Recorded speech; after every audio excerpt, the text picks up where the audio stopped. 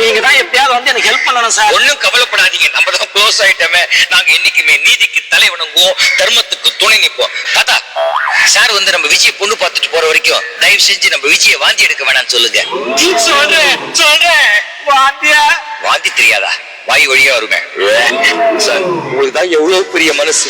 என்னதான் கல்யாணம் ஆனாலும் என்னோட சம்சாரத்தை நீங்க பொண்ணு பார்க்க வரேன்னு சொல்றீங்க.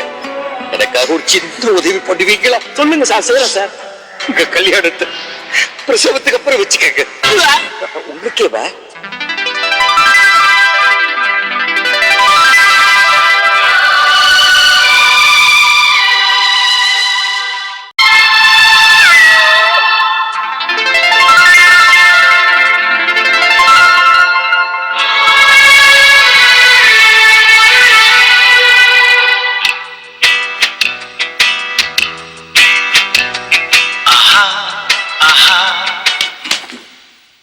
பூதமே, இங்க என்ன பண்ணிட்டு இருக்க? மாப்பிள்ளை பையனை வழியில பார்த்தேன், சொல்லிட்டு போலாமேன்னு வந்தேன். மாப்பிள்ளை எப்படி? வெளியே சொன்னா மகா கேவலம். ஏன்? ஐயா பஸ் விட்டு இறந்துருவா, தள்ளாடி போயிட்டான். அவ்வளவு லக்கேஜா? பையன் ஃபுல்லு, காலெல்லாம் தள்ளாடுது. நான் தான் பஸ்ல இருந்து இறக்கி விட்டேன். பையன் தண்ணி அடிச்சிருக்கானா? அது மட்டும் இல்ல, கையில ஃபாரின் விஸ்கி வேற வச்சிருக்கான். ஃபாரின் விஸ்கியா? RK, super கம்பெனிடா.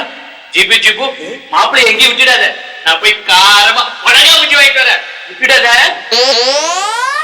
ஜீபும்பா, பையன் தண்ணி அடிக்கிறானா? இப்பவே ஜேபி கிட்ட சொல்லி கல்யாணத்தை நிறுத்திடும். அவன் ஸ்டேட்டஸ்க்கு தண்ணி அடிக்கணும். என்ன